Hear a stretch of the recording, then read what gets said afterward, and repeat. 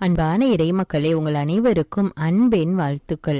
நம்முடைய வாழ்க்கையிலே பல நேரங்களில் நடக்க வேண்டிய காரியங்கள் ஏற்ற சமயத்திலே நடக்காமல் காலம் தாழ்த்தி கொண்டே போகிறது. அதை பார்த்து நாம் வேதனையோடும் வருத்தத்தோடும் கவலைப்பட்டு கொண்டிருக்கிறோம். இன்றைக்கு எனக்கு ஒரு விடிவு காலம் வராதா, என்னுடைய பிள்ளைகளுடைய வாழ்க்கையிலே ஒரு நல்லது நடக்காதா என்று அநேக பெற்றோர்களும் அநேக பிள்ளைகளும் கவலையோடு அழுது கொண்டிருக்கிறார்கள். இதற்கெல்லாம் நம்முடைய வாழ்க்கையிலே உள்ள சில கட்டுகளும் தடைகளும் தான் காரணமாக இருக்கிறது. அந்த கட்டுகளையும் தடைகளையும் ஆண்டவர் இயேசுவின் நாமத்தினாலே நாம் உடைக்கும் போது ஏற்ற நேரத்திலே நம்முடைய காரியங்கள் எல்லாம் வாய்க்கின்றது.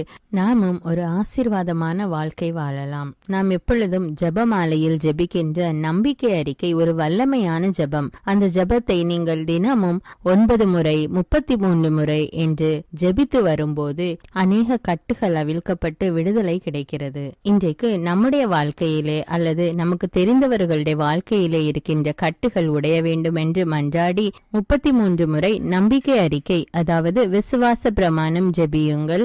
ஆண்டவர் உங்களுடைய ஜெபத்தை கேட்டு அநேக கட்டுகளிலிருந்து விடுதலை கொடுப்பார். தந்தை, மகன், தூய ஆவியாரின் பெயராலே ஆமேன். வாரும் தூய ஆவியே, உம் பிரசன்னத்தை வாஞ்சிக்கின்றோம். உம் வல்லமையால் என்னை நீரைத்து நீராளுகை செய்யும். வாரும் தூய ஆவியே, உம் பிரசன்னத்தை வாஞ்சிக்கிறோம்.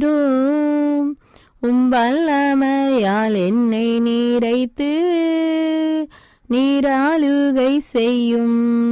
அன்பின் ஆண்டவரே, அநேக வாலிப குழந்தைகள் ஏற்ற நேரத்திலே ஏற்ற வயதிலே திருமணம் நடக்காமல் காலம் தாழ்ந்து கொண்டே செல்கிறது என்று மிகுந்த மன வருத்தத்தோடும் கவலையோடும் இருக்கிறார்கள். அவர்களுடைய பெற்றோர்களும் மிகுந்த வருத்தப்பட்டு கொண்டிருக்கிறார்கள். தேவனே, வயது சென்று கொண்டிருக்கிற அந்த பிள்ளைகளுக்கு ஏற்ற நேரத்திலே ஏற்ற வாழ்க்கை துணையை கொடுத்து ஆசீர்வதிக்க வேண்டும் என்று மன்றாடுகிறேன். அப்பா, விண்ணகத்தையும் மண்ணகத்தையும் படைத்த எல்லாம் வல்ல தந்தையாகிய கடவுளை நம்புகிறேன். அவருடைய ஒரே மகனாகிய நம் ஆண்டவர் இயேசு கிறிஸ்துவை நம்புகிறேன். இவர் தூய ஆவியால் கருவுற்று கன்னிமரியாவிடமிருந்து பிறந்தார். பொந்தியு பிலாத்துவின் அதிகாரத்தில் பாடுபட்டு சிலுவையில் அறையப்பட்டு இறந்து அடக்கம் செய்யப்பட்டார். பாதாளத்தில் இறங்கி 3ஆம் நாள் இறந்தோரிடமிருந்து உயிர் தெழுந்தார். விண்ணகத்துக்கு எழுந்தருளி எல்லாம் வல்ல தந்தையாகிய கடவுளின் வலப்பக்கத்தில் வீற்றிருக்கிறார். அங்கிருந்து வாழ்வோருக்கும் இறந்தோருக்கும் தீர்ப்பு வழங்க வருவார். தூய ஆவியாரை நம்புகிறேன். புனித கத்தோலிக்க திரு அவையை